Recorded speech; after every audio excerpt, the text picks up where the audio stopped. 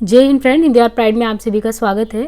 Friends, आज हम जो है यहाँ पे सॉल्व करने वाले हैं जो यूजीसी एनटीए के द्वारा इसे प्रीवियस में हिंदी साहित्य संबंधी पेपर करवाया गया है 2022 दिसंबर का।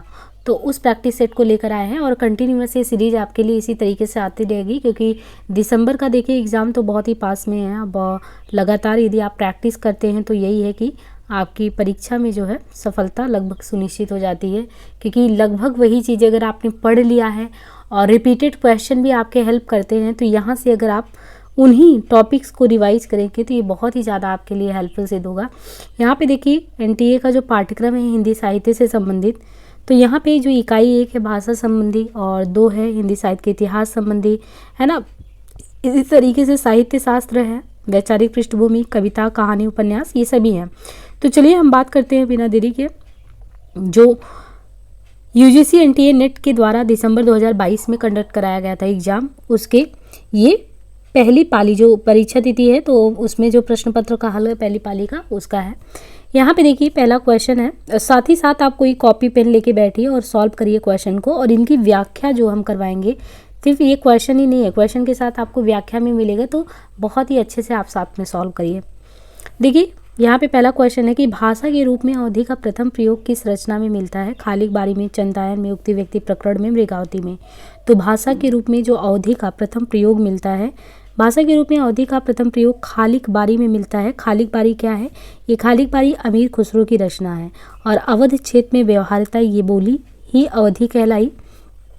अवधि की उत्पत्ति और उसके विकास पर चर्चा की जाए तो 2 भाषा वैज्ञानिकों के मत हमारे सामने आते हैं, जहां जॉर्ज ग्रियर्सन ने अवधि या पूर्वी हिंदी को सौरसेनी एवं मागधी के बीच की आर्ध मागधी से उत्पन्न माना, वहीं बाबूराम सक्सेना इसे कोसली से उद्धृत मानते हैं। मूलतः अवधि के विकास को 3 कालखंडों में विभाजित किया गया है। वो 3 कालखंड क्या है? तो प्रारंभ से लेकर 1400 ईस्वी तक, 14 से लेकर 1700 तक और 1700 से लेकर आज तक। प्रारंभिक अवधि के उदाहरण में पिपराहवा, सोहगौरा, सारनाथ, रोमनदेही और गैरागढ़ के अभिलेख भी इसमें आते हैं। यहाँ पे देखिए दिया है कि अवधि के एग्जाम्पल में देखें तो अवधि का एग्जाम्पल जो है प्राकृत पैंगलम जो है, राउल बेली, उक्ति व्यक्ति प्रकरण एवं कीर्तिलता। तो अवधि की एग्जाम्पल के रूप में ये तीनों रचनाएं आती हैं, प्राकृत पैंगलम, राउल बेली, उक्ति व्यक्ति प्रकरण और कीर्तिलता। यहाँ तक कि हेमचंद की अभ्रंश भाषा में भी अवधि की ही प्रधानता है। काव्य भाषा के रूप में जो अवधि है, तो कब जो है काव्य भाषा के रूप में अवधि प्रतिष्ठित हुआ और किनको श्रेय जाता है कि काव्य भाषा के रूप में उन्होंने अवधि लैंग्वेज को जब प्रतिष्ठित किया? वो है सूफी कवि। उक्त व्यक्ति प्रकरण ये हिंदी का पहला ऐसा ग्रंथ है जिसकी रचना दामोदर शर्मा ने 12वीं सदी के आसपास किया, एक व्याकरण ग्रंथ है। चंदायन मुल्ला दाऊद के द्वारा लिखा गया रचना हिंदी का प्रथम सूफी काव्य माना जाता है। इसमें नायक लोरक लोरिक तथा नायक चंदा की प्रेम कथा वर्णित है। मृगावती किसकी रचना है? तो ये कुतपन की है। सन 1501 में मृगावती कुतपन के द्वारा रचित रचना है, जिसमें चंद्रनगर के राजा गणपति देव के राजकुमार और कंचनपुर के राजा रूप मुरारी की कन्या मृगावती की प्रेम कथा का वर्णन है। यहाँ पे देखिए दूसरा, प्रथम राजभाषा आयोग की स्थापना कब की गई? तो पहली अगर देखें तो प्रथम राजभाषा आयोग की स्थापना कब की गई? तो 7 जून 1955 को। राष्ट्रपति राजेंद्र प्रसाद ने सन 1955 ईस्वी में बाल गंगाधर तिलक बीजी खेर की अध्यक्षता में राजभाषा आयोग का गठन किया। इस आयोग में कुल 21 सदस्य थे। राजभाषा आयोग ने अपना प्रतिवेदन 1956 में दिया, जो संसद के समक्ष के 1957 में ये रखा गया। राजभाषा आयोग की सिफारिशों की समीक्षा करने के लिए सन 1957 ईस्वी में गोविंद बल्लभ पंत की अध्यक्षता में संयुक्त संसदीय राजभाषा समिति का गठन किया गया। श्री बीजी खेर की अध्यक्षता में राजभाषा आयोग का गठन निम्नलिखित विषयों पर सिफारिश करने के लिए किया गया। अब देखिए किन चीज़ों पे सिफारिश के लिए किया गया? तो संघ के सरकारी कामकाज के लिए हिंदी भाषा का क्रमशः अधिक से प्रयोग, संघ के सभी या कुछ सरकारी कामों के लिए अंग्रेजी भाषा के प्रयोग की मनाही, संविधान के अनुच्छेद 348 में वर्णित सभी अथवा कुछ कार्यों के लिए किस भाषा का प्रयोग किया जाए, संघ के किसी या किन्हीं खास कार्यों के लिए प्रयोग में आने वाले अंकों का रूप, एक समग्र अनुसूची तैयार करना जिसमें ये बताया जाए कि कब और किस प्रकार संघ की राजभाषा तथा संघ एवं राज्यों के बीच और एक राज्य और दूसरे राज्यों के बीच संचार की भाषा के रूप में अंग्रेजी का स्थान धीरे धीरे हिंदी लेगा। भारत के राष्ट्रपति ने भारत के संविधान के अनुच्छेद का जो आर्टिकल है, मतलब कि संविधान का जो आर्टिकल है 344 क्लास 1, इसमें प्रदत्त शक्तियों का प्रयोग करते हुए 7 जून 1955 को श्री वीजी खेर की अध्यक्षता में राजभाषा आयोग का गठन किया। क्वेश्चन है कि जो बघेली बोली है, बघेली बोली वो किस अपभ्रंश के तहत आती है? सौरसेनी, अर्धमागधी, ब्राह्मण या मागधी के तहत? तो ये जो बोली है बघेली बोली, ये किस में आएगी? बघेली बोली तो ये आएगी अर्धमागधी में। देखिए बघेली जो बोली है अर्धमागधी अपभ्रंश में क्यों आएगी, क्यों यहाँ से विकसित हुई?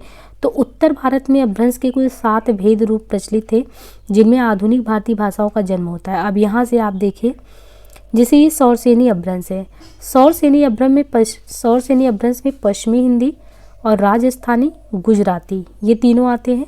ये सौरसेनी अपभ्रंश में आते हैं, पश्चिमी हिंदी, राजस्थानी, गुजराती। जो पैसाची अपभ्रंश है इसमें लहंदा और पंजाबी आता है। ब्राह्मण अपभ्रंश में आता है वनली सिंधी। खस में आता है, खस यानी पहाड़ी, कुमाऊनी और गढ़वाली। तो पहाड़ी, कुमाऊनी और गढ़वाली खस में आता है, ब्राह्मण में सिंधी, पैसाची में लहंदा पंजाबी, सौरसेनी में पश्चिमी हिंदी, राजस्थानी, गुजराती। महाराष्ट्रीय अपभ्रंश में मराठी आता है। अर्धमागधी अपभ्रंश में कौन सा आता है? तो यहीं पे आपको ध्यान देना है, जो अर्धमागधी अपभ्रंश है उसमें पूर्वी हिंदी आता है, जिसमें हमने बघेली बोली भी देखी। और जो मागधी अपभ्रंश है इसमें बिहारी, बंगाली, उड़िया, असमिया। तो बिहारी, बंगाली, उड़िया, असमिया। और जो पूर्वी हिंदी की तहत 3 बोली आती है जिनमें हमने बघेली देखा था, तो जो पूर्वी हिंदी, जो कि पूर्वी हिंदी किसमें आएगा? अर्धमागधी अपभ्रंश में। तो अर्धमागधी अपभ्रंश में 3 बोलियां अवधि बघेली, छत्तीसगढ़ी। तो इस तरीके से आप यहाँ पे देख लीजिए कि जो आधुनिक भारतीय भाषा उसमें 7 रूप के अपभ्रंश प्रचलित में है। सौरसेनी, पैसाची, ब्राह्मण अपभ्रंश, खस अपभ्रंश, महाराष्ट्रीय अपभ्रंश, अर्धमागधी अपभ्रंश, मागधी अपभ्रंश, है ना। और इसके तहत पूर्वी के तहत 3 बोली। जो बघेली से क्वेश्चन था, बघेली का अन्य नाम रिवाई भी है, बघेली को रिवाई भी कहते हैं, तथा इसकी उपबोली, उसकी भी देखिए बघेली की भी उपबोली निबट्टा है। बघेली जो है ये रीवा, जबलपुर, मंडला, मिर्जापुर के कुछ क्षेत्रों में बोली जाती है। बघेली बोली उदासीन आकार बाहुला बोली है। अब यहाँ देखिए भाषा से संबंधित क्वेश्चन आया है और इकाई वो जो आपका 1 है, यूनिट 1 जो है वो पूरी तरीके से भाषा से संबंधित है। तो वहाँ पे आया है कि स्पर्श संघर्षी व्यंजन ध्वनि कौन सी है? तो चैनल पे हमने एक प्लेलिस्ट कराया है व्याकरण संबंधी, तो वहाँ पे सामान्य हिंदी में आप इन व्याकरण से संबंधित क्वेश्चन को सॉल्व कर सकते हैं। यहाँ पे देखिए जो स्पर्श संघर्षी व्यंजन ध्वनि कौन सी इसमें है? सा है, ना है, या है, झा है। तो यहाँ पे आप पहले रुकिए, सोचिए खुद से कि स्पर्श संघर्षी व्यंजन इनमें कौन सा है जिनको बोलने में संघर्ष करना पड़ता है? झा। जिन व्यंजनों के उच्चारण में स्पर्श का समय अपेक्षाकृत अधिक होता है और उच्चारण के बाद वाला भाग संघर्षी हो जाता है, वे स्पर्श संघर्षी कहलाते हैं। जैसे च, छ, ज, झ स्पर्श संघर्षी व्यंजन है। सा उष्म व्यंजन है क्योंकि इन्हें बोलने से सांस की उष्मा जिह्वा दांत को स्पर्श करती है और इसी को दंतमूल भी कहते हैं, दंतमूल। या जो है अंतस्थ व्यंजन है। अंतस्थ व्यंजन के तहत कौन कौन से आते हैं? तो य, र, ल, व आते हैं। इनका उच्चारण कैसे करते हैं? जीभ से, तालु से, दांत से और ओठों के परस्पर सटाने से, किंतु कहीं पूर्ण स्पर्श नहीं होता, अतः ये चारों अंतस्थ व्यंजन अर्धस्वर कहलाते हैं। न स्पर्श व्यंजन के तहत ता वर्ग त, थ, द, ध, न में आता है। अब यहाँ पे देखिए क्वेश्चन है कि हिंदी साहित्य का आलोचनात्मक इतिहास नामक ग्रंथ में किस कालावधि के साहित्य इतिहास वर्णित है? हिंदी साहित्य के आलोचनात्मक इतिहास नामक ग्रंथ में किस कालावधि का साहित्य इतिहास वर्णित है? तो इसमें किस कालावधि का है? 693 से लेकर 1693 ईस्वी। हिंदी साहित्य का आलोचनात्मक इतिहास नामक ग्रंथ में 600, देखिए ये हिंदी साहित्य का आलोचनात्मक इतिहास नामक ग्रंथ जो है इसमें 693 से लेकर 1693 ईस्वी की कालावधि का साहित्य इतिहास वर्णित है। हिंदी साहित्य का आलोचनात्मक इतिहास ग्रंथ के लेखक डॉक्टर रामकुमार वर्मा है। ग्रंथ में संधि काल से लेकर भक्ति काल तक की अवधि अर्थात 693 से 1693 तक की कालावधि को लिया है। डॉक्टर वर्मा जी ने संपूर्ण ग्रंथ को 7 प्रकरण में बांट दिया है। इन्होंने स्वयंभू को, जो कि अपभ्रंश के सबसे पहले कवि हैं, हिंदी का पहला कवि मानते हुए हिंदी साहित्य का आरंभ 693 ईस्वी से स्वीकार किया है। हिंदी साहित्य के इतिहास लेखन का सबसे पहला प्रयास किसने किया? तो हिंदी साहित्य के लेखन का सबसे पहला प्रयास जो है ये जो विद्वान थे गारसा तासी ने किया। तासी के पुस्तक का नाम इस्तवार दलाल लिटरेचर हिंदुस्तानी है। डॉक्टर लक्ष्मी सागर वारसियर ने तासी के ग्रंथ का हिंदी अनुवाद हिंदी साहित्य का इतिहास नाम से प्रकाशन सन 1952 ईस्वी में कराया। हिंदी साहित्य इतिहास लेखन की परंपरा में आचार्य शुक्ल द्वारा रचित हिंदी साहित्य का इतिहास का स्थान सर्वोच्च है। शुक्ल का इतिहास मूलतः नागरिक प्रचारी सभा द्वारा प्रकाशित हिंदी शब्द सागर की भूमिका के रूप में हिंदी साहित्य का विकास शीर्षक से सन 1929 में प्रकाशित हुआ। रचना है देसिल बैना सब्जन मिठा ते तैसन जपहूँ और हट्टा। ये किसने कहा? तो देसिल बैना सब्जन मिठा ते तैसन जपहूँ और हट्ठा ये किसने कहा है? गोरखनाथ ने, हेमचंद ने, देवसेन ने। तो ये विद्यापति जी ने कहा है। देसिल बैना सब्जन मिठा ते तैसन जपहूँ और हट्ठा, ये पंक्ति विद्यापति जी की है। पंक्ति का आशय है कि देसी भाषा बोलचाल की भाषा सबको मीठी लगती है, इससे वैसा ही अपभ्रंश जैसे मैं कहता हूँ। विद्यापति ने अपभ्रंश से अलग प्रचलित बोलचाल की भाषा को देसी भाषा कहा है।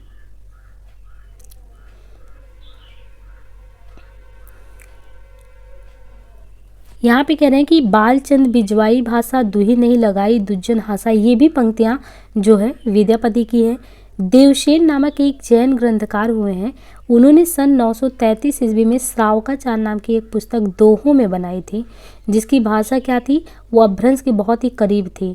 जैसे अपभ्रंश के करीब में आप ये पढ़ के देखिए, जो जिड़ सासड़ भाषियों सो मई कहियो सारू। ये पंक्तियाँ कई बार एग्जाम में आया हुआ है कि किसके द्वारा है और अपभ्रंश के करीब कौन सी पंक्तियाँ? तो ये है जो जिड़ सासड़ भाषियों सो मई कहियो सारू।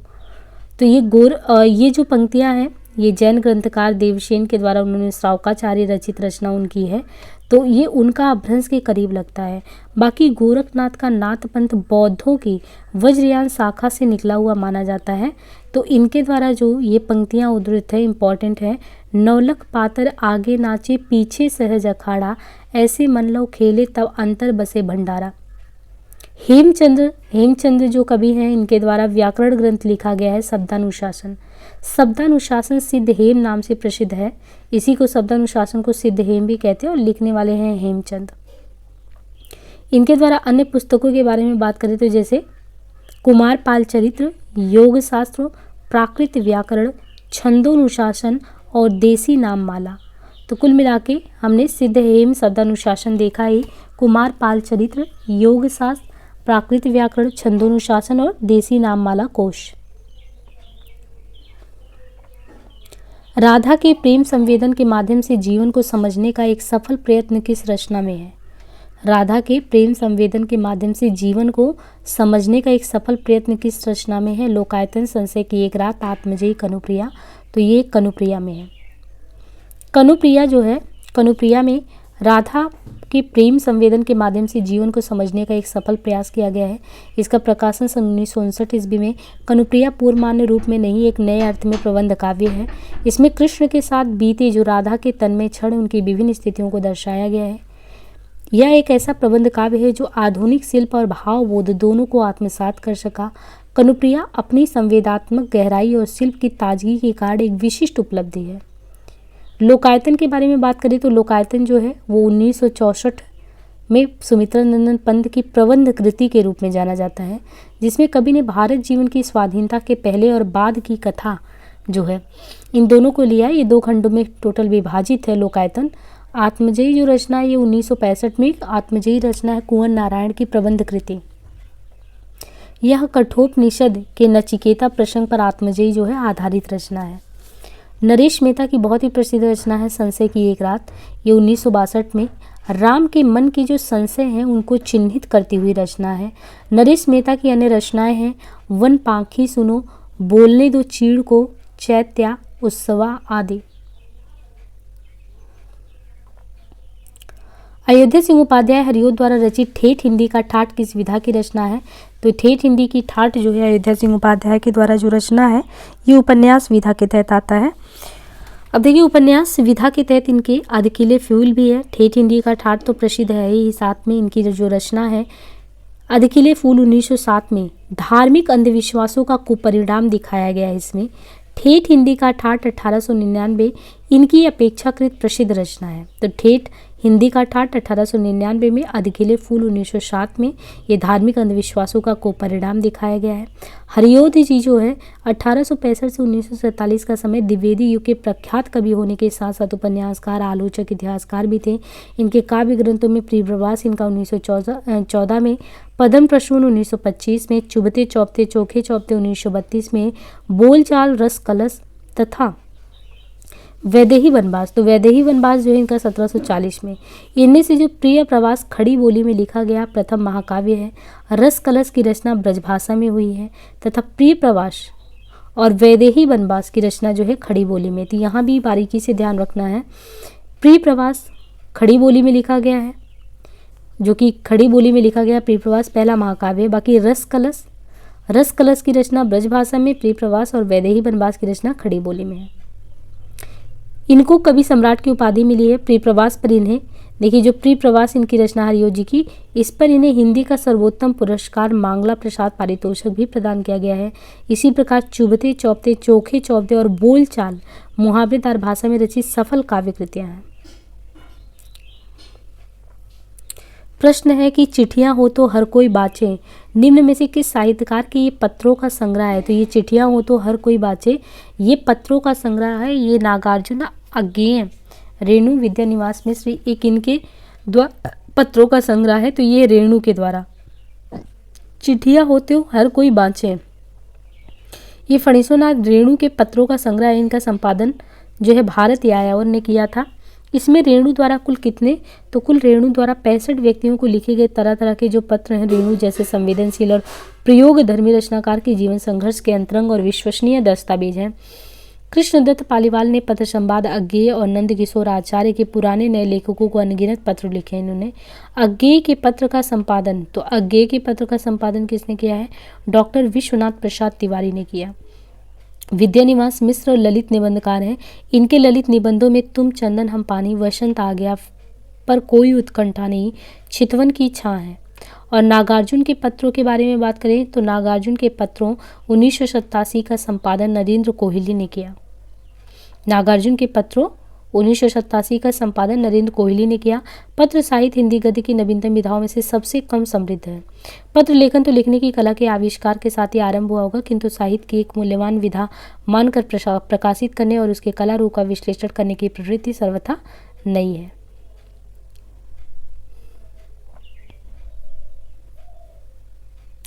रस की निष्पत्ति मूल ऐतिहासिक पात्रों से ही संभव है या निम्नलिखित में से किसका मानना था?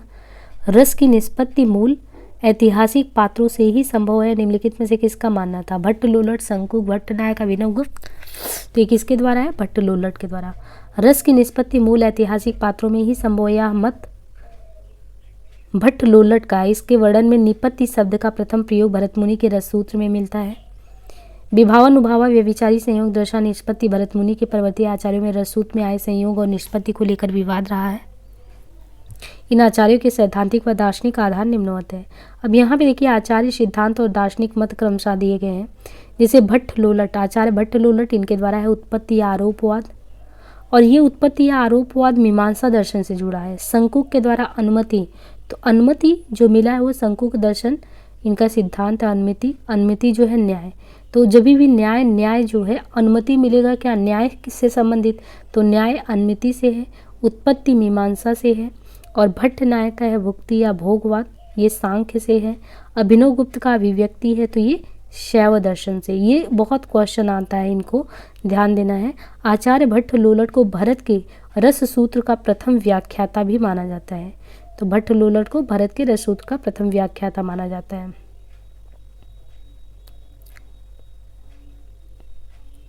आचार्य शंकुक के अनुसार सामाजिक चित्र तुरंग न्याय से नट में रस की अवस्थिति मानकर रस का अनुमान करते हैं। ये शंकुक के अनुसार है कि सामाजिक में चित्रंग न्याय से नट में रस की अवस्थिति मानकर रस का अनुमान करते हैं। भट्ट लोलट ने उत्पत्तिवाद आरोपवाद में रस के मुख्य रूप से अनुकार वास्तविक रामादि में रहता है और गौड़ रूप में नट में बना है। आचार्य क्षेमेंद्र ने काव्य के सूक्ष्माति सूक्ष्म अवयव से लेकर उसके विशालतम रूप को ध्यान में रखते हुए औचित्य के कितने भेद निर्धारित किए हैं। तो आचार्य क्षेमेंद्र ने जो है भेद करने के लिए उन्होंने 27 भेद को माना है। आचार्य क्षेमेंद्र ने काव्य के सूक्ष्माति सूक्ष्म अवयव को विशालतम करने के लिए 27 भेद कुल माने हैं। छेमेंद के द्वारा। आचार्य छेमेंद ने औचित्य मत का प्रतिपादन कर उसे काव्य के प्राण रूप में प्रतिष्ठित किया। उनका कथन है, इनका कथन क्या है? अलंकाराः स्वतलंकाराः गुणायं गुणः सदा औचित्यम रससिद्धस्य स्थिरम काव्यस्य जीवितम। इससे स्पष्ट होता है कि अलंकार और गुण तो अलग तत्व है, पर रस सिद्ध काव्य की स्थिरता औचित्य तत्व पर ही डिपेंड करती है। अतः औचित्य प्राण है। जब शरीर में प्राण है तभी अलंकारों और गुणों की शोभा टिकती है तथा उसमें रस का संचार हो सकता है, पर प्राणों से रहित होकर उसमें उपयुक्त कोई भी विशेषता नहीं रह जाती। छेमेंद के विचार से औचित्य के कितने भेद हैं? पद, वाक्य, प्रबंध, गुण, अलंकार, रस, क्रिया, कारक, लिंग, वचन, विशेषण, उपसर्ग, निपात, काल, देश, कुल, व्रत, तत्व, सत्व, अभिप्राय, स्वभाव, सार संग्रह, प्रतिभा, अवस्था, विचार, नाम, आशीष के औचित्य संयोजन रूप। मूल धातु से संबंधित वक्रता को क्या कहा जाता है? मूल धातु से संबंधित वक्रता को वर्ण विन्यास वक्रता, पद परार्ध वक्रता, पद पूर्वार्ध, वाक्य वक्रता। तो मूल धातु से संबंधित है तो उसको कहेंगे पद पूर्वार्ध। मूल धातु से संबंधित वक्रता को पद पूर्वार्ध वक्रता कहा जाता है। आचार्य कुंतक ने वक्रोक्ति के जो 6 भेद, तो देखिए एक तो ये कि आचार्य कुंतक ने वक्रोक्ति के कितने भेद माने हैं? तो 6 भेद माने हैं। आचार्य कुंतक ने वक्रोक्ति के कुल 6 भेद माने हैं। वे हैं वर्ण विन्यास, पद पूर्वार्ध वक्रता, ये कुंतक के अनुसार है 6 भेद। उसमें आता है विन्यास वक्रता, पद पूर्वार्ध वक्रता, वाक्य वक्रता, प्रकरण वक्रता और प्रबंध वक्रता।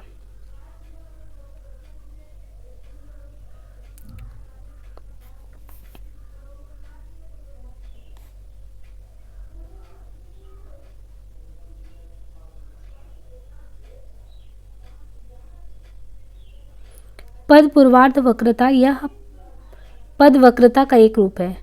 पद वक्रता में व्याकरण संबंधी प्रयोगों में चमत्कार आता है, इसे पूर्वार्ध वक्रता के 10 रूप माने गए हैं। क्रिया के प्रयोग में जहाँ पर चमत्कार हो वहाँ पर क्रिया वक्रता होती है। यह वक्रता धातु रूप प्रयोगों पर आश्रित है, जैसे बतरस लालच लाल की, मुरलीधरी लुकाए, सौ करे भवन हंसे, देन कहे नटी जाए।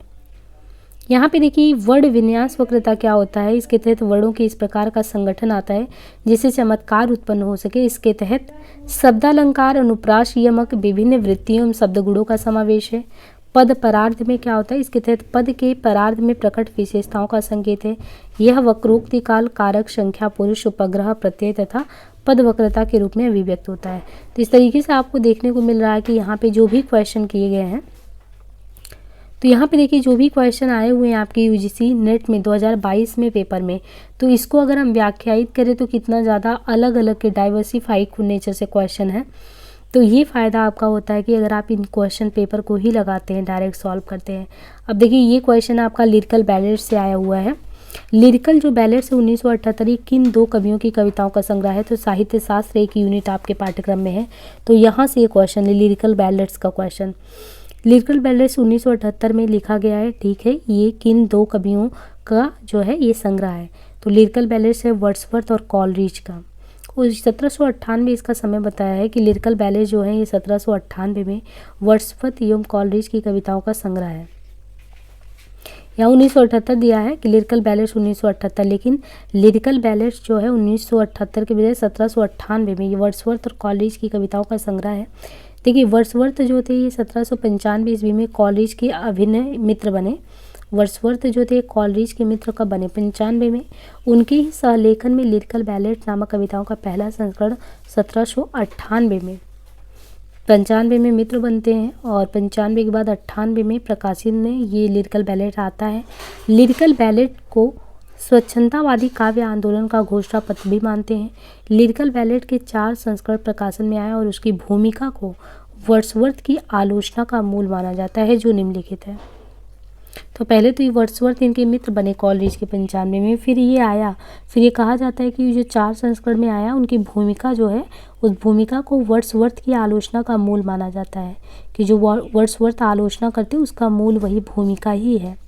अब इनका देखिए चारों का एक बढ़िया से इन्होंने समय भी दिया है कि पहला इनका 1798 में आया था और भूमिका का शीर्षक था एडवर्टीजमेंट, और 1800 में आया प्रीफेस, 1802 में प्रीफेस करके 1815 में प्रीफेस।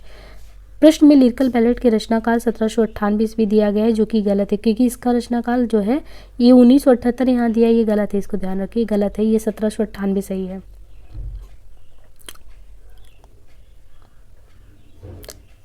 यहाँ पे किसी का कथन दिया गया है, आपको पहचानना है कि किस भाषा का साहित्य, किस भाषा के साहित्य में व्यवहार ना होना इस बात का प्रमाण नहीं कि उस भाषा का अस्तित्व ही नहीं था।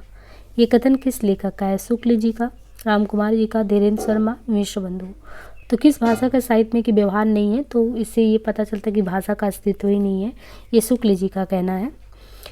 किसी भाषा का साहित्य में व्यवहार ना होना, किसी भाषा का साहित्य में व्यवहार ना होना इस बात का प्रमाण नहीं है कि उस भाषा का अस्तित्व ही नहीं था। ये कथन शुक्ल जी का हिंदी साहित्य के इतिहास से है। शुक्ल अपने हिंदी साहित्य के इतिहास ग्रंथ में आधुनिक काल के तहत खड़ी बोली को क्या कहते हैं? गद्य कहे हैं। आगे लिखते हैं कि भोज के समय से लेकर हम्मीर देव से समय तक अभ्रंश काव्यों की जो परंपरा चलती आ रही है, उसके भीतर खड़ी बोली के प्राचीन रूप की भी झलक अनेक पद्यों में मिलती है, जैसे भला हुआ जो मार या बहिड़ी मारू कान। डॉक्टर राम कुमार वर्मा का कहना ये है कि जिस देश के पास हिंदी जैसी, राम कुमार वर्मा कहते हैं कि जिस देश के पास हिंदी जैसी मधुर भाषा है वह देश अंग्रेजी के पीछे दीवाना क्यों है? ऐसा राम कुमार वर्मा जी का एक प्रश्न चिन्ह उठाते हैं। स्वतंत्र देश के नागरिकों को अपनी भाषा पर गर्व करना चाहिए। हमारी माँ भावभूमि भारतीय होनी चाहिए, हमें जूठन की ओर नहीं ताकना चाहिए, ऐसा कहना है राम कुमार वर्मा का। अब यहाँ पे ये क्वेश्चन दिया है कि एशिया के हरे भरे धर्म जैसे ही वे पश्चिमी विज्ञान की वास्तविकताओं के संपर्क में लाए जाते हैं, सूखी लकड़ियों का ढेर मात्र रह जाते हैं। Macaulay, Canning, Hunter, William Jones. तो ये किसके संदर्भ में कहा गया है? ये है हंटर। एशिया के हरे भरे धर्म जैसे ही वे पश्चिमी विज्ञान की वास्तविकताओं के संपर्क में लाए जाते हैं, सूखी लकड़ियों का ढेर मात्र रह जाते हैं। यह कथन अंग्रेज अधिकारी हंटर का है।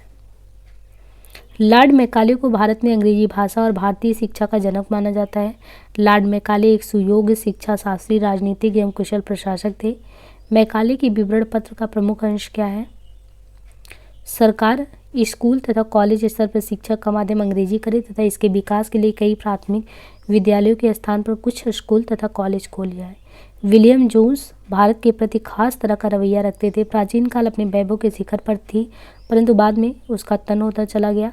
कैनिंग ने अनुच्छेद 15 के तहत विधवा पुनर्विवाह लागू कर दिया। कैनिंग के समय में कलकत्ता विश्वविद्यालय, मुंबई तथा मद्रास विश्वविद्यालय की 1857 में स्थापना की गई। वैज्ञानिक ज्ञान और आख्यान में विरोधी द्वंद्व संबंध पर किस चिंतक ने विचार किया है? तो ये है लियोतार्द। वैज्ञानिक ज्ञान और आख्यान में विरोध और द्वंद्व संबंध पर लियोतार्द ने विचार किया। लियोतार्द एक फ्रांसीसी दार्शनिक, समाजशास्त्री और साहित्यिक सिद्धांतकार थे। जुर्गेन हैबरमास जर्मन दार्शनिक और समाजशास्त्री हैं।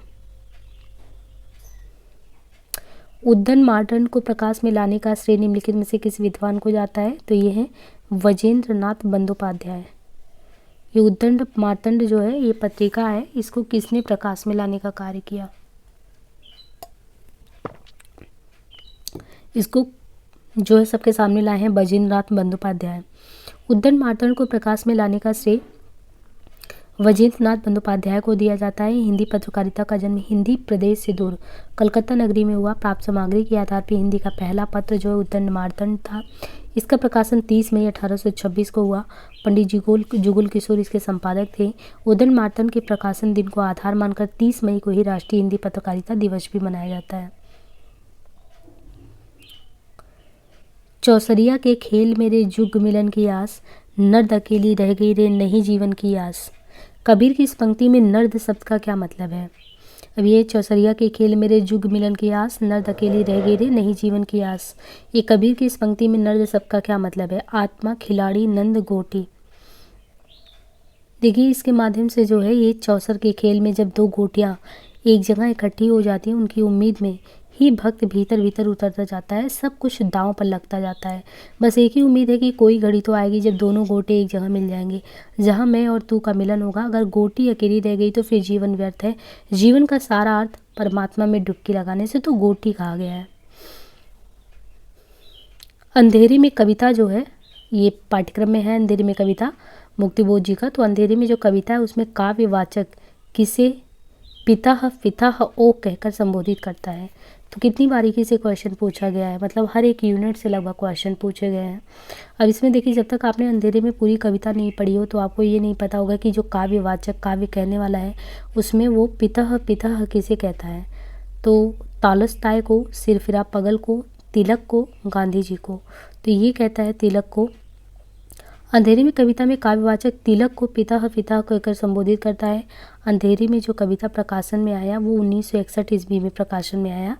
यह मुक्तिबोध की रचना है। इस कविता में अंधेरा का क्या मतलब? अंधेरा जो है सामाजिक व्यवस्था का प्रतीक है। कविता में वह और मैं के बीच आत्म साक्षात्कार की प्रक्रिया चलती है। व्यक्ति अपने आप को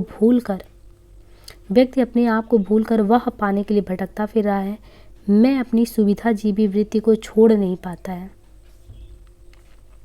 क्योंकि उसे अपनी कमजोरियों से लगाव है। अंधेरे में कविता का पहला प्रकाशन जो है ये कल्पना में 1964 में आशंका के दीप अंधेरे नाम से हुआ था। ये जो अंधेरे में कविता है इसका पहला प्रकाशन कल्पना में 1964 में आशंका के ये द्वीप अंधेरे में नाम से हुआ। मुक्तिबोध ने अंधेरे में कविता की रचना फैंटेसी में की है। यहाँ पे एक पंक्ति दी गई है, ये भी कविता से उद्धृत है। अन्याय जिधर है उधर पंक्ति राम शक्ति पूजा का यह संवाद किसने किससे किया? तो अन्याय जिधर है उधर शक्ति, राम शक्ति पूजा का यह संवाद किसने किससे किया था? तो ये राम ने विभीषण से किया था। अन्याय जिधर है उधर शक्ति, यह संवाद राम ने विभीषण से कहा। पंक्ति है, कहते हैं कि उत्तरी पा महाशक्ति रावण से आमंत्रण, अन्याय जिधर है उधर शक्ति, कहते छल छल हो गए नैन, कुछ बूंद पुनः ढलके दृग्जल, रुक गया कंठ चमका लक्ष्मण तेज प्रचंड, प्रचंड धस गया धरा में कभी गह युगपत मसक दंड। कवि का कहना है कि रावण तत्व एवं रामत्व के बीच होने वाला युद्ध कभी खत्म नहीं हुआ। यह युद्ध अपराजेय और निस्तर है। इस युद्ध में राम की चिंता का सबसे बड़ा कारण है। यही चिंता निराला के युग की भी चिंता थी और आज तो यह चिंता कुछ अधिक हो ही प्रासंगिक हो गई है। नैन चूहे जस महवट नीरो, नैन चूहे जस महवट नीरू, नागमती वियोग खंड की इस पंक्ति में महवट का सटीक अर्थ है तो महवक का। ये नैन चूहे जस महवट नीरू में नागमती वियोग खंड की इस पंक्ति में महवट का सटीक अर्थ क्या है? महावत, माघ की जड़ी, महावट, महक्तावट, ये क्या है? तो देखिए, नैन चूहे जस महवट नीरू, नागमती वियोग खंड की इस पंक्ति में महवट का सटीक अर्थ क्या है? माघ की झड़ी। नागमती वियोग खंड झांसी की पद्मावत से लिया गया। पद्मावत रचना 1540 ईस्वी को इस परंपरा का प्रथम काव्य माना जाता है। इसकी कथा वस्तु को आलोचकों ने दो खंडों में, एक तो रतन सेन पद्मावती के विवाह का पूर्वार्ध भाग शेष उत्तरार्ध में विभाजित है। पूर्वार्ध को कल्पना प्रसूत, उत्तरार्ध को ऐतिहासिक माना गया है। वस्तुतः झांसी ने अपना प्रयोजन स्पष्ट शब्द में व्यक्त करते हुए लिखा है, औमन जाने कभी तस्कीना, भक या रहे जगत महचीना। अर्थात जगत में अपना चिन्ह छोड़ जाने के लिए यह काव्य मैं लिख रहा हूँ, किंतु फिर भी यह भ्रांत धारणा प्रचलित है कि इसकी रचना सूफी मत के प्रचार के उद्देश्य से ही हुई है। झांसी द्वारा रचित और भी अनेक काव्य उपलब्ध है जिनमें अखरावट, आखिरी कलाम, चित्ररेखा, कहरानामा, मसलानामा आदि है। झूठा सच में किस शहर का वर्णन नहीं है? जो झूठा सच उपन्यास है हमारे पाठ्यक्रम में लगा हुआ, उसमें किस शहर का वर्णन नहीं है? कानपुर, नैनीताल, लखनऊ, जालंधर। झूठा सच जो उपन्यास है उसमें कानपुर शहर का वर्णन नहीं है। झूठा सच उपन्यास में जालंधर है, लखनऊ है, नैनीताल है। झूठा सच उपन्यास यशपाल का कौन सा उपन्यास है? तो 7वां उपन्यास है। इनके अलावा इनकी जो जितनी भी उपन्यास विधा की रचना बहुत ही प्रसिद्ध है सब। दादा कामरेड, देशद्रोही, दिव्या, पार्टी कॉमरेड, मनुष्य के रूप, अमिता, 12 घंटे, अप्सरा का सांप, क्यों फंसे, मेरी तेरी इश्क की बात, ये सब उपन्यास यशपाल जी के हैं। देखिए, झूठा सच जो उपन्यास है वो 2 खंडों में विभाजित है। पहला वतन और देश नाम से है, दूसरा देश के भविष्य नाम से है। जो झूठा सच है उसके प्रमुख पात्र में है जयदेवपुरी, तारा, कनक, सुध, गिल, सोमराज, डॉक्टर प्राणनाथ। उपन्यास के अंत में डॉक्टर प्राणनाथ गिल से ये कहते हैं, गिल अब तो विश्वास करोगे, जनता निर्जीव नहीं है, जनता सदा मूक भी नहीं रहती है। देश का भविष्य नेताओं और मंत्रियों की मुट्ठी में नहीं है, देश की जनता के ही हाथ में है। मुझे उन लोगों से जरा भी हमदर्दी नहीं है जो बातें तो करते हैं कम्युनिस्टों की सी मगर जीवन है रईसों का सा। इतना विलास में उतना ही स्वार्थ से भरा हुआ, ये कथन किस उपन्यास का है? तो ये है गोदान का। ये कथन जो है गोदान उपन्यास का है। गोदान उपन्यास जो कि प्रेमचंद जी द्वारा बहुत चर्चित रचित उपन्यासों में से एक है। वे कथा साहित्य के सम्राट हैं। प्रेमचंद ने हिंदी जगत को बहुत सारे जो कृतियों को से एक तरीके से समादृत किया है। तो उनमें जैसे सेवा सदन इनका 1918 में है। सेवा सदन 1918, वरदान 1921, और वरदान और प्रेमाश्रम दोनों ही 21 में है। और 25 में है रंगभूमि, 1925 में रंगभूमि, कायाकल्प 26 में, निर्मला 27 में, प्रतिज्ञा 29 में, गमन 31 में, कर्मभूमि 32 में, गोदान 36 में, मंगलसूत्र कुल 11 उपन्यास मंगलसूत्र में है। गोदान जो है प्रेमचंद जी का चिर अमर कीर्ति स्तंभ है। गोदान में प्रेमचंद का संपूर्ण जीवन अनुभव सिमटकर केंद्रीभूत हो गया है। गोदान के पात्र हैं ओरी, धनिया, गोबर, झुनिया, दाता दीन, नौखीराम, पटखिरी, झिंगुरी सिंह, पंडित ओंकारनाथ, श्याम बिहारी तनखा, मिस्टर खन्ना, मिर्जा, मालती, राय साहब, अमरपाल सिंह। तो ये सारे ही पात्र जो हैं गोदान से हैं। होरी उपन्यास का नायक है। इसमें होरी जो है उपन्यास का नायक होता है। और जो झूठा सच है ये यशपाल जी का, मैला आंचल रेणु जी का है, जिंदगी नामा कृष्णा सोपती का है। उपन्यास है बाण भट्ट की आत्मकथा। तो उपन्यास बाण भट्ट की आत्मकथा के कथामुख प्रस्तावना वक्तव्य के अनुसार मिस कैथराइन किस राष्ट्र की निवासी थी? तो बाण भट्ट की आत्मकथा पाठ्यक्रम से ही सारा जो आपके पाठ्यक्रम में लगा हुआ है वहीं से ये क्वेश्चन है। लेकिन ये पूछा गया कि बाण भट्ट की जो आत्मकथा उसके कथामुख के अनुसार मिस कैथराइन किस राष्ट्र की निवासी थी? स्वीडन की, बेल्जियम की, इटली की, ऑस्ट्रिया की? तो ये ऑस्ट्रिया की थी। उपन्यास बाण भट्ट की आत्मकथा के कथामुख प्रस्तावना वक्तव्य के अनुसार मिस कैथराइन ऑस्ट्रिया राष्ट्र की निवासी थी। हजारी प्रसाद द्विवेदी ने कुल 4 उपन्यास लिखे हैं। अब देखिए द्विवेदी जी ने कुल 4 उपन्यास लिखे हैं। उसमें है बाण भट्ट की आत्मकथा, चारू चंद्रलेख, मुनन्नवा तथा अनामदास का पोथा। मिस कैथराइन इसमें ऑस्ट्रिया के एक संभ्रांत ईसाई परिवार की कन्या है। मिस कैथराइन का भारतीय विधाओं के प्रति असीम अनुराग था। अपने देश में रहते हुए ही उन्होंने संस्कृत और ईसाई हिंदी का अच्छा अभ्यास कर लिया था।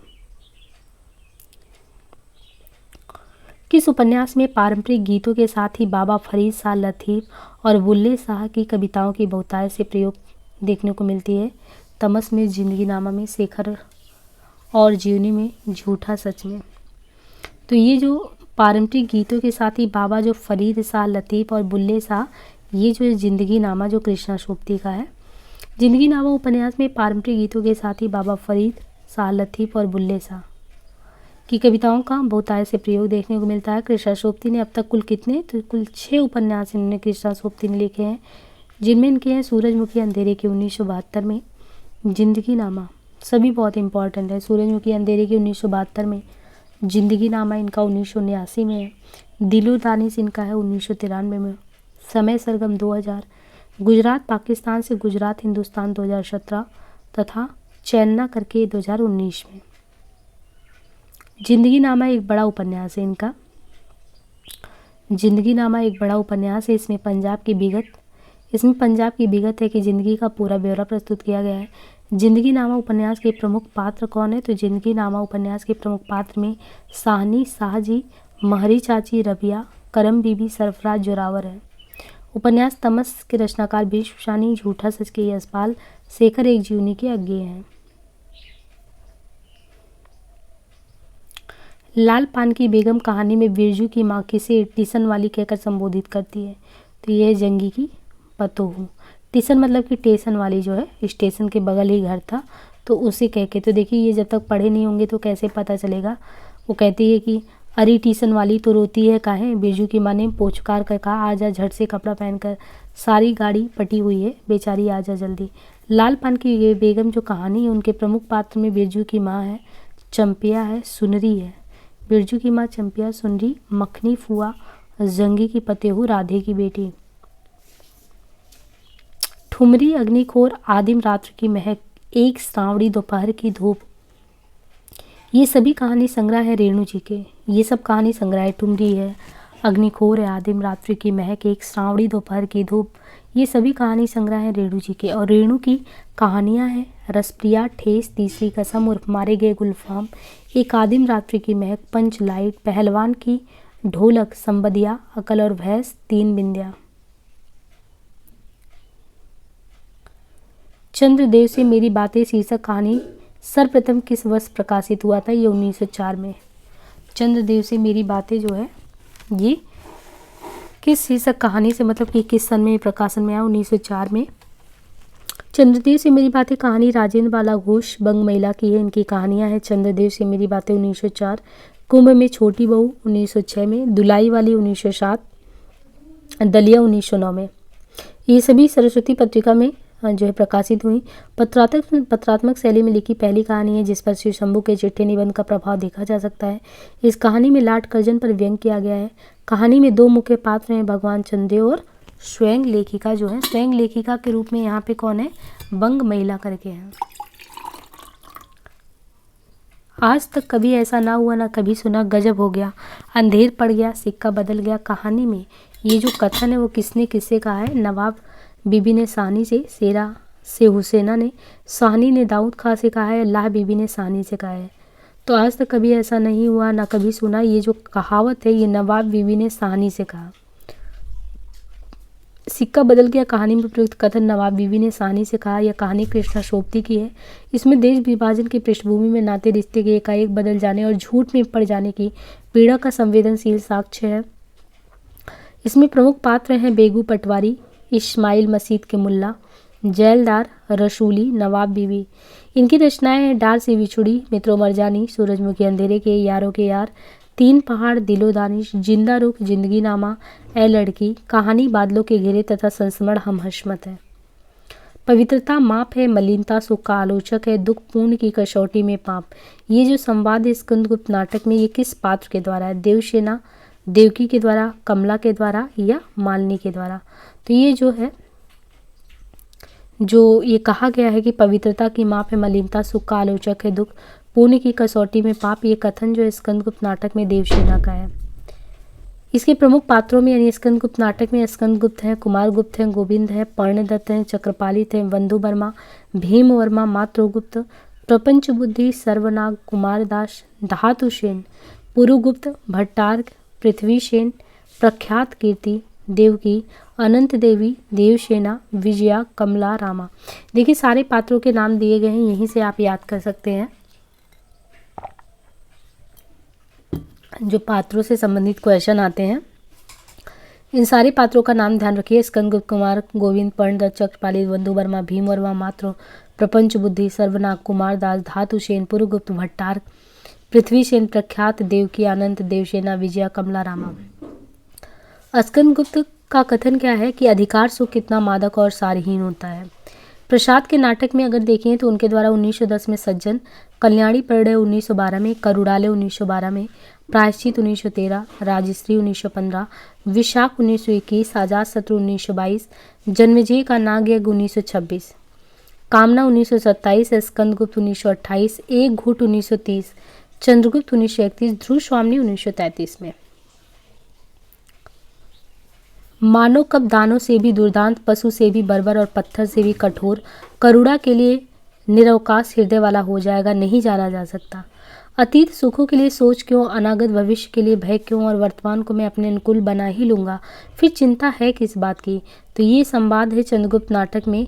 ये किसने किससे कहा है? आम्भीक, चंद्रगुप्त, सिंहरण, डांडायन। तो ये जो सिंहरण है ये कहता है कि जो है मानो कब दानों से भी दुर्दांत, पशु से भी बर्बर और पत्थर से भी कठोर बन गया, मैं इस समय को तो अपने अकॉर्डिंग बना ही लूँगा। ये संवाद चंद्रगुप्त नाटक में सिंहरण का है। जो चंद्रगुप्त नाटक है प्रसाद जी का, इसके प्रमुख जो कथन है उसमें एक ये कथन है कि मुझे इस देश से जन्मभूमि के समान स्नेह होता जा रहा है। तो आप यहाँ पे देखिए वो कहते हैं कि मुझे इस देश से जन्मभूमि के समान स्नेह होता जा रहा है। यदि प्रेम ही जीवन का सत्य है तो संसार क्या है? एक ज्वालामुखी के समान है। ये भी चंद्रगुप्त नाटक से प्रसिद्ध है। और महत्वाकांक्षा का मोती निष्ठुरता की सीपी में रहता है, ये भी प्रसिद्ध पंक्ति है। अरुणिया मधुमय शीत देश हमारा, ये गीत भी इसमें गाया जाता है। जहाँ पहुँच अनजान क्षितिज को मिलता है एक सहारा, हिमाद्री तुंग श्रृंग से प्रबुद्ध शुद्ध भारती। तो ये सब जो है प्रस्तुत जितने भी चीज दिए गए ये चंद्रगुप्त नाटक से हैं। श्रीपत बेहद गंवार आदमी है, खाने की मेज पर बैठकर पसीना सुखाता है। मैं कहता हूँ दीदी, मैं इतनी मुद्दत के बाद यहाँ आया हूँ, तुम्हारा छोटा भाई हूँ, तुम लोगों से मिलने की हसरत दिल में लिए हुए ना जाने कब से इस महान भारत के नगर नगर भटक रहा हूँ, और तुम्हें मेरा पल भर को भी यहाँ बैठना नहीं छुआ था। ये जो संवाद है अंजू दीदी में, ये कौन कहता है? इंद्र नारायण, नीरज, श्रीपत, नज़ीर। तो देखते हैं अंजू दीदी में अंजू दीदी कितनी कड़क होती है। तो ये जो कथन है इस नाटक में जो है नायिका प्रधान नाटक है, तो इसमें देखते हैं श्रीपत जो है यहाँ पे जो संवाद है अंजू दीदी नाटक में, ये श्रीपत के द्वारा कहा गया है। श्रीपत के द्वारा ये कहा गया है। यह उपेंद्रनाथ अस्क का जो है अंजू दीदी चर्चित नाटक है। अंजू दीदी नाटक नायिका प्रधान नाटक है। इस नाटक में पारिवारिक और मनोवैज्ञानिक कथा वस्तु तथा नारी की कठोर पारिवारिक नियंत्रण से परिवार विघटन की समस्या को उजागर करता है। इसमें पात्रों में अंजलि या अंजू दीदी प्रमुख पात्र जो लगभग 30 वर्ष की है। श्रीपति अंजू दीदी का भाई 27-28 साल का है श्रीपति, और इंद्र नारायण उनका पति है, वकील, और उम्र करीबन उनका 48 से 40 में है। अनिमा करके है ये अंजू दीदी की सहेली अनिमा। नीरज अंजू का पुत्र 11 वर्ष का, मुन्नी नौकरानी है, राधु नौकर है। उपेंद्रनाथ के नाटक और भी हैं जैसे जय पराजय, स्वर्ग की झलक इनका नाटक है, छठा बेटा, अलग अलग रास्ते, कैन, उड़ान, पैंतरे, अंजू दीदी, अंधी गली, बड़े खिलाड़ी, भंवर। जिसकी आत्मा कमजोर है, जिसे लालच स्वार्थ ने घेर रखा हुआ, इस बकरी से क्या पाएगा? भगवान के पास खाली हाथ न जाने का मतलब यही है, जो फूल लेकर जाता है वही स्वर्ग लौटता है, इसलिए श्रद्धा देना जानती है आप। इस बकरी को जितना दें उतना ही कम है। तो ये देखिए संवाद है बकरी नाटक में, ये किसके द्वारा किया गया? तो जो दुष्ट में होते हैं कर्मवीर, सत्यवीर, सिपाही, दुर्जन, तो ये सत्यवीर कहता है, और वो लोगों को उल्लू बनाता है कि बकरी जो है उसको आप कुछ ना कुछ दान करें। तो ये उसी में कहा गया है। संवाद जो है ये संवाद बकरी नाटक में सत्यवीर द्वारा है। सर्वेश्वर दयाल सक्सेना का लिखा हुआ ये नाटक है, और सक्सेना जी के प्रमुख नाटक में बकरी 1974 में, लड़ाई 1979, अब गरीबी हटाओ 1981, कल भात आएगा।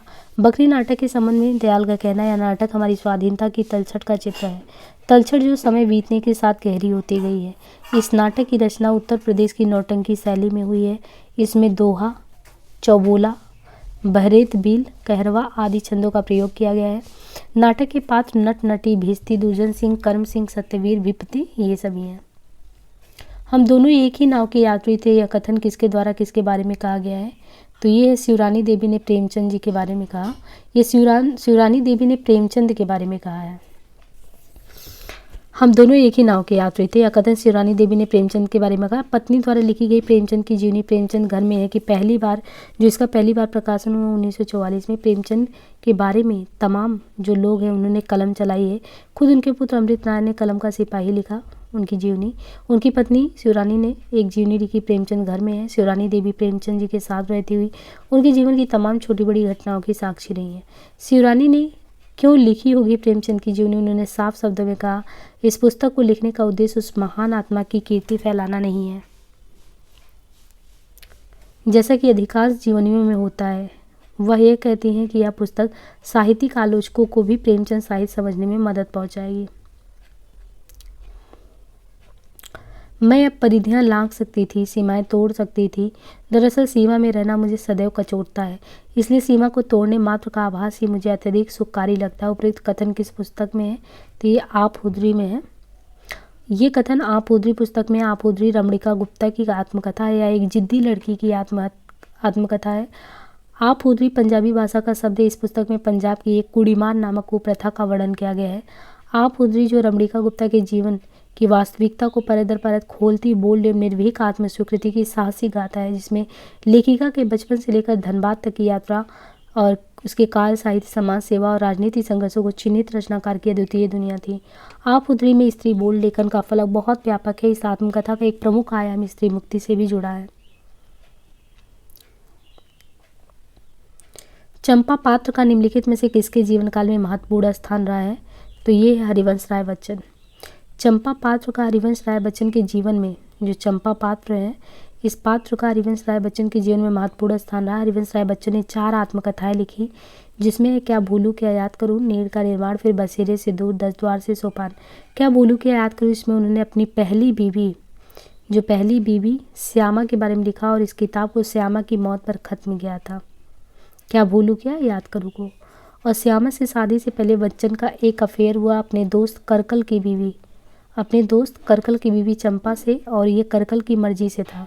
हालांकि बच्चन जी इसे राधा श्यामा के प्रेम की तरह परिभाषित करते हैं। करकल की असामयिक मौत से पहले करकल ने उनसे उसका ध्यान रखने का भी वायदा लिया था।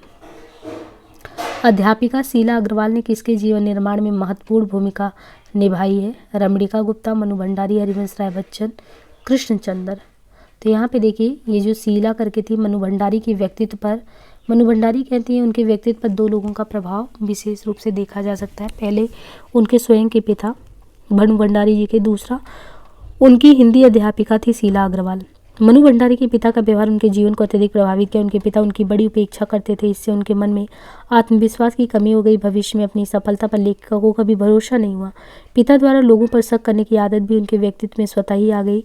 10वीं कक्षा में उनकी पहचान हिंदी के प्राध्यापिका शीला अग्रवाल से हुई। उनके साथ हुई चर्चाओं ने लेखिका के साहित्य के ज्ञान को बढ़ाया तथा बचपन के खोए आत्मविश्वास की भावना फिर से जागृत हुई। उनका मन स्वतंत्रता संग्राम की ओर उन्मुख हुआ और वो लेखन में आई।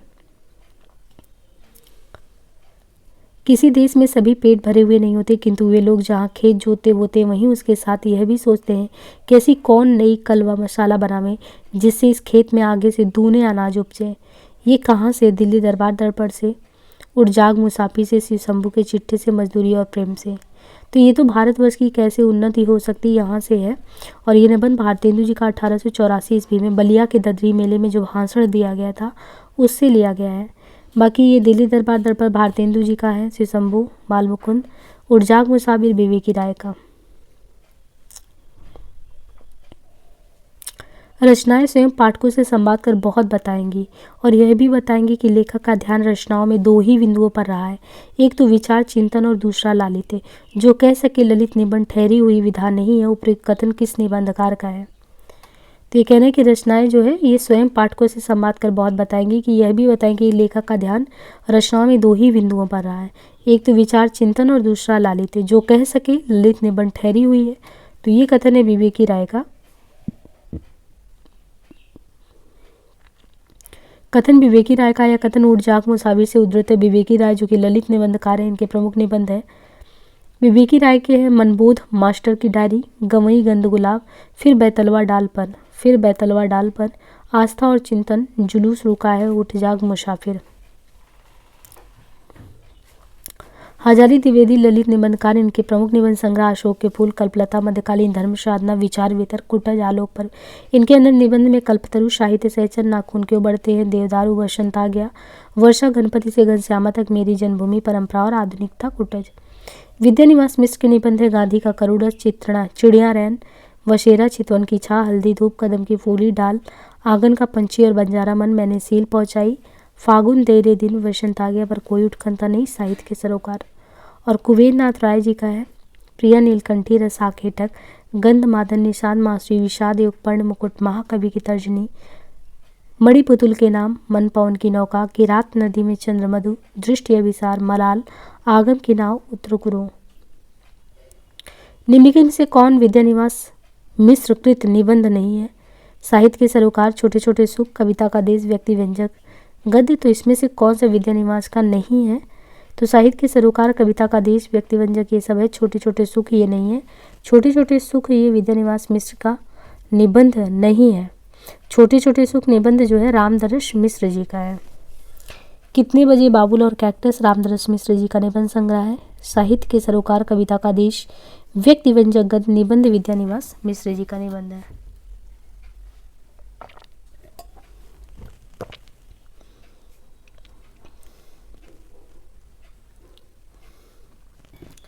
मानव शरीर का अध्ययन करने वाले प्राणी वैज्ञानिकों का निश्चित है कि मानव चित्त की भांति मानव शरीर में भी बहुत सी अभ्यासजनक सहज वृत्तियां रह गई हैं।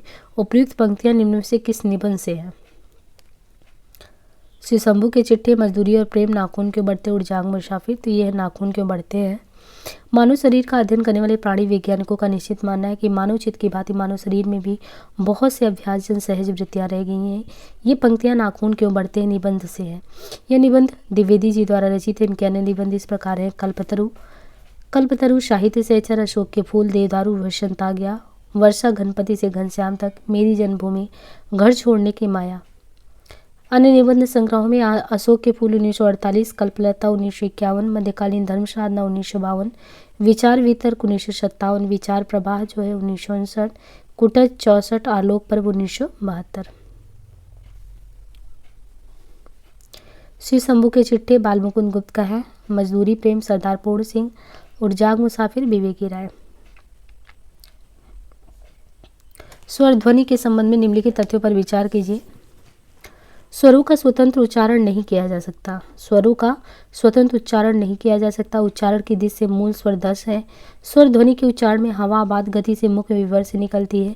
सभी स्वर अक्षरिक नहीं होते हैं। मात्रा के आधार पर स्वर 2 प्रकार के होते हैं, हर्ष और दीर्घ। तो यहाँ पे देखिए स्वर ध्वनि के संबंध में निम्नलिखित तथ्यों में देखें तो उच्चारण की दिशा से मूल स्वर 10 है। मूल स्वर कितने हैं? 10 हैं। स्वर ध्वनि के उच्चारण में हवा आबाद गति मुख्य विवर से निकलती है। मात्रा के आधार पर स्वर 2 प्रकार के होते हैं, हर्ष और दीर्घ। अब यहाँ देखिए मुख्य विवर के आधार पे देखिए तो क ख ग घ करके तो आ करके विवृत है, आर्धवृत्त ए है, आ ए औ आ। समृद्ध का ई उ ईसत का ए ओ। जीवा की स्थिति में अग्र जो है ई ए है।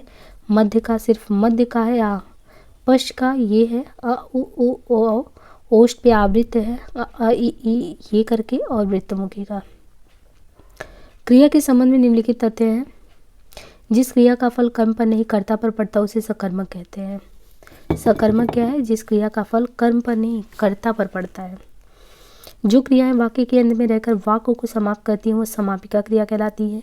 जिस शब्द के प्रयोग द्वारा किसी वस्तु के विषय में विधान किया जाता है उसे क्रिया कहते हैं।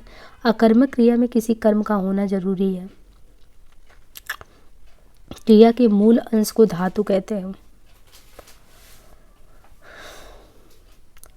देखिए यहाँ पे क्रिया के संबंध में उचित तथा निम्नलिखित में से जो क्रियाएं वाक्य के अंत में रहकर वाक्य को समाप्त करती हुए समापिका।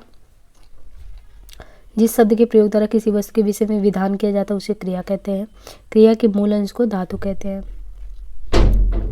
भारतेंदु युगीन कविता के निम्नलिखित कथनों पर विचार करना है। भारतेंदु हरिश्चंद्र ने अब्र नाम से उर्दू में कविताएं लिखी।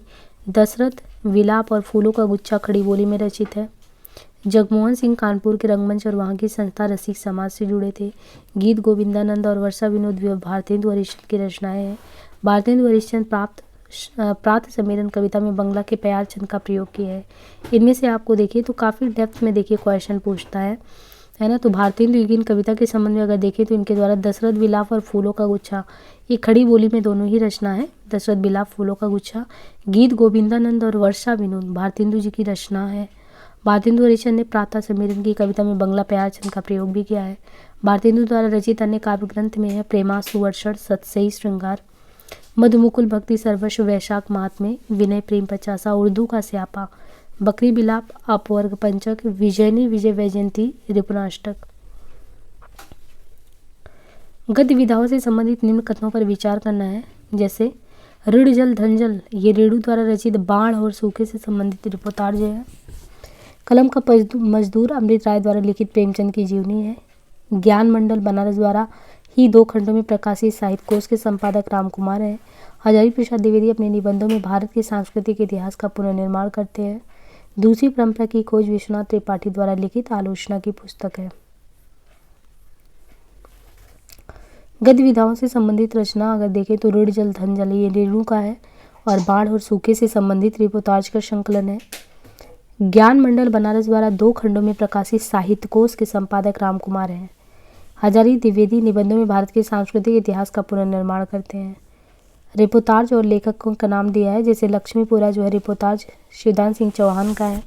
रांगेय रागों के द्वारा तूफानों के बीच, उपेंद्रनाथ के द्वारा पहाड़ों में प्रेममय संगीत, भारती का युद्ध यात्रा, रेणु का है नेपाली क्रांति कथा, श्रुत अश्रुत पूर्व एकलव्य के नोट्स, विवेकी का है जुलूस रुका है, बाढ़ बाढ़ बाढ़।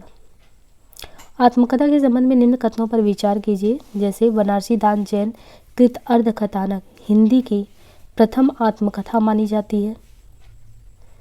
जूस मलिहाबादी की यादों की बारात, अमृता पीतम की रशीदी टिकट तथा हंसा वाडेकर की सुनो सुनाती हूँ अनुदित आत्मकथा के एग्जाम्पल है। कस्तूरी कुंडल बसे प्रभा केतान द्वारा है। अपने अपने पिंजरे शिवराज सिंह बेचैन द्वारा रचित आत्मकथा है। अपनी खबर पांडे बेचन शर्मा उग्र द्वारा रचित आत्मकथा है। तो उचित कथन क्या है? बनारसी दास जैन कृत अर्धकथानक जो है बनारसी दास जैन कृत अर्धकथानक हिंदी की प्रथम आत्मकथा मानी जाती है। ये जो है हिंदी की प्रथम आत्मकथा मानी जाती है। जोश मलिहाबादी की यादों की बारात, अमृता प्रीतम की रसीदी टिकट, हंसा वोडकर की सुनो सुनाती हूँ अनुदित आत्मकथाओं की एग्जाम्पल है। अपनी खबर बेचन शर्मा उग्र द्वारा है। बाबू श्याम सुंदर दास द्वारा कृत जो है मेरी आत्मकहानी 1941 में हिंदी की प्रथम प्रसिद्ध आत्मकथा है। जानकी देवी बजाज हिंदी की पहली महिला आत्मकथा लेखिका है। मोहनदास नैमिसारण के द्वारा अपने अपने पिंजरे 1995 में हिंदी की पहली आत्मकथा है। रामविलास शर्मा ने अपने 3 भाग में प्रकाशित आत्मकथा को अपनी धरती अपने लोक से शीर्षक से प्रकाशित कराया। अब यहाँ पे देखिए आपको हिंदी के जो भी प्रसिद्ध रचनाकार हैं, लेखक और आत्मकथा यहाँ पे दिया हुआ है। जैसे राजेंद्र प्रसाद का अगर देखें तो इनका है खुद का आत्मकथा, वियोगी हरि का मेरा जीवन प्रभा, अंबिका दत्त का है निर्जीव वृत्तांत, राहुल शांकृत्यायन का है मेरी जीवन यात्रा, रमणिका गुप्ता का है हादसे, मैत्रेयी पुष्पा का है कस्तूरी कुंडल बसे और प्रभा केतान का है कुड़िया भीतर गुड़िया अन्या से अनन्या और चंद्र किरण सोनरक्षा का है पिंजरे की मैना। क्वेश्चन है कि काव्य दोष से संबंधित सही उदाहरण क्या है। क्लिष्टत्व दोष, वेद नखत ग्रह जोरी, अरध करी को बरजे हम खात, अक्रमत दोष मुख मयंक को देकर वीक्षा मानस कंज, दुष्क्रमत दोष क्या है, मारुत नंदन मारुत को मन को खगराज को बेगो लाजो। तो इसमें आपको ये छांटना है। तो काव्य दोष से संबंधित जैसे क्लिष्टत्व में जो कठिन है, वेद नखता ग्रह जोरी अरध करी हो वर्जय हम खात, या क्रम का सही से वो नहीं है, मुख मयंक को देकर वीक्षा मानस कंज। अप्रतित्व में हीतल बसी दुख देते हैं। काव्य दोषों की चर्चा सबसे पहले आचार्य भरत के नाट्यशास्त्र में होता है, वही उन्होंने किया था। ये दे दोषस्तु वेज्ञा। केशव मिश्र ने काव्य रचना के तहत रसोत्पत्ति के बाधक तत्वों को दोष माना है। दोषोत्तम 4 रसोत्पत्ति प्रतिबंधकतम। भरत मुनि ने कुल 10 दोष माने हैं, वामन ने 4 माना है। वामन ने पदागत दोष, वाक्य दोष, पदार्थगत, वाक्यार्थ, मम्मट ने कुल 5 माने हैं। शब्द, रस दोष, वाक्य दोष, अर्थ दोष, छंद दोष और आनंदवर्धन ने दोष की जगह अनौचित्य शब्द का प्रयोग किया। उनके अनुसार जो दोष हैं उसमें श्रुति कटत्व, क्लिष्टत्व, न्यून पदत्व, अधिक पदत्व, ग्रामत्व, अश्लीलत्व, च्युत संस्कृति, संदिग्ध, स्वशब्दवाच्य। काव्य रीति के संबंध में सही कथन क्या है। रीति शब्द का पहला प्रयोगकर्ता वामन है। दंडी ने रीति के स्थान पर मार्ग शब्द का प्रयोग किया। रुद्रट ने रीति शब्द को संगठना बताया। भोज ने रीतियों की संख्या 105 मानी। हृदय के रागात्मक भाव की अभिव्यंजना करने वाली रीति गौड़ी रीति है। अब इसमें देखिए जब तक आपको 2-3 सही नहीं है तो ये क्वेश्चन सही नहीं कर सकते। काव्य रीति के संबंध में जैसे रीति शब्द को सबसे पहले प्रयोग किसने किया था, तो वामन ने किया। दंडी ने रीति के स्थान पर मार्ग शब्द का यूज किया। आचार्य रुद्रट ने रीति को शब्द संगठना बताया। वामन के मत से रीति काव्य की आत्मा है। रीति के कुल कितने प्रकार हैं, तो 3, वैदर्भी, गौड़िया और पंचाली। वैदर्भी विदर्भ आदि देशों में प्रचलित या दोष रहित वीणा के स्वरों के समान मधुर कुछ इस प्रकार की विशेषता से जुड़ा है जो कि शब्द और अर्थ के चमत्कार से भिन्न है। गौड़िया जो है, ये गौड़िया ओज कांति में होती है। इसमें मधुरता और सुकुमारता का अभाव रहता है। इसमें समास का बहुत प्रयोग होता है तथा उग्र पदों वाली यह रीति है। पांचाली मधुर और सुकुमारता से संपन्न पांचाली होती है। आगठित भाव शिथिल छायायुक्त मधुर और सुकुमार। रुद्रट के अनुसार रीति के कुल 4 भेद हैं, वैदर्भी, पांचाली, लाटी और गौड़ी। कुंतक ने कवि स्वभावानुरूप 3 मार्गों को स्वीकार किया, सुकुमार, विचित्र, माध्यम। कल्पना के संबंध में कॉलरिज के कथनों के बारे में देखना है। कल्पना को कॉलरिज ने ईश्वरीय शक्ति माना है जिसका गुण है सृजन। कॉलरिज कल्पना के 2 भेद मानते हैं, मुख्य कल्पना और गौड़ कल्पना। मुख्य कल्पना की अवस्थिति जन सामान्य के मस्तिष्क में भी होती है, जबकि गौड़ मुख्यतः दार्शनिक तथा कलाकार की विशेषता होती है। मुख्य कल्पना इच्छा चालित वॉलंटरी होती है। मुख्य कल्पना अधिक सचेत, सक्रिय तथा सायास होता है। तो देखिए कॉलरिज ने क्या कल्पना के संबंध में कहा है। कल्पना को कॉलरिज ने ईश्वरीय शक्ति माना है जिसका गुण है सृजन। सही है। इन्होंने 2 भेद माने, मुख्य और गौड़। मुख्य कल्पना की अवस्थिति कहते हैं कि जन सामान्य के मस्तिष्क में भी होती है मुख्य कल्पना, जबकि गौड़ तो सिर्फ दार्शनिक कलाकार में होता है। वर्ड्सवर्थ कॉलरिज दोनों मित्र थे। लिरिकल बैलेंस दोनों के द्वारा सहलेखन में लिखा गया। कॉलरिज प्रत्ययवादी थे और उनकी काव्य संबंधी धारणा जयवादी थी। कॉलरिज की प्रमुख जो रचनाएं हैं the friend, aids to reflection church and state confessions of an inquiring spirit. अंग्रेजी शिक्षा के संबंध में उपयुक्त विचार देखें तो अंग्रेजी शिक्षा भारतीयों की धर्म के प्रति आस्था को कमजोर करने वाली थी। अंग्रेजी शिक्षा भारतीयों को मानसिक दासता से मुक्त करने वाली थी। अंग्रेजी शिक्षा ने सरकारी नौकरियों में भारतीयों के प्रवेश के द्वार खोले। अंग्रेजी शिक्षा ने भारतीयों को अपनी परंपराओं से मोह करना सिखाया। तो ये सभी करके हैं। तो अंग्रेजी शिक्षा के संबंध में कथन वही है ना कि ये जो शिक्षा थी वो धर्म के प्रति आस्था को कमजोर करने वाली थी। अंग्रेजी शिक्षा ने सरकारी नौकरियों में भारतीयों के प्रवेश के द्वार खोले। अंग्रेजी शिक्षा के प्रसार के लिए सरकार ने नए शिक्षा संस्थान बनवाए। अंग्रेजी शिक्षा के संदर्भ में और भी कथन जो है वो गलत है। दलित बीमा से संबंधित उपयुक्त कथन क्या है? डॉक्टर अंबेडकर ने इतिहास में दलितों की भूमिका को रेखांकित करने का प्रयास किया। दलित विमर्शकार गांधी दर्शन को दलित साहित्य का वैचारिक आधार मानते हैं। ज्योतिबा फुले ने सत्यशोधक समाज की स्थापना की। दलित चिंतक वर्णाश्रम व्यवस्था की हिमायत करते थे। दलित आत्मकथाएं एक व्यक्ति के बहाने समाज का यथार्थ प्रस्तुत करती हैं। अंबेडकर ने इतिहास में दलितों की भूमिका को रेखांकित किया, सही है। ज्योतिबा फुले ने सत्यशोधक समाज की स्थापना की। दलित आत्मकथाएं एक व्यक्ति के बहाने समाज के यथार्थ प्रस्तुत करती हैं और दलित चिंतक जो हैं ये वर्ण आश्रम व्यवस्था की निंदा करते हैं। दलित साहित्य वेदना, चीख और छटपटाहट का साहित्य है। दलित लेखन का आरंभ सबसे पहले कैसे हुआ था? तो ये मराठी साहित्य में हुआ। दलित साहित्य शुद्ध कला न होकर एक सामाजिक आंदोलन है। दलित साहित्य का आरंभ 1980 के बाद आत्मकथा लेखन से हुआ। तो यहाँ पे हमने कुल 50 क्वेश्चन किए और काफ़ी डिटेल के साथ किया। बहुत ही लेंदी हो जाएगा वीडियो, तो हम इसके 50 क्वेश्चन को नेक्स्ट पार्ट में लाते हैं। तो एक जो है आपका दिसंबर वाला जो है उसका ये कंप्लीट होगा। तो नेक्स्ट पार्ट में देखिएगा। बाकी यहाँ तक आप क्वेश्चन को सॉल्व करिए। धन्यवाद।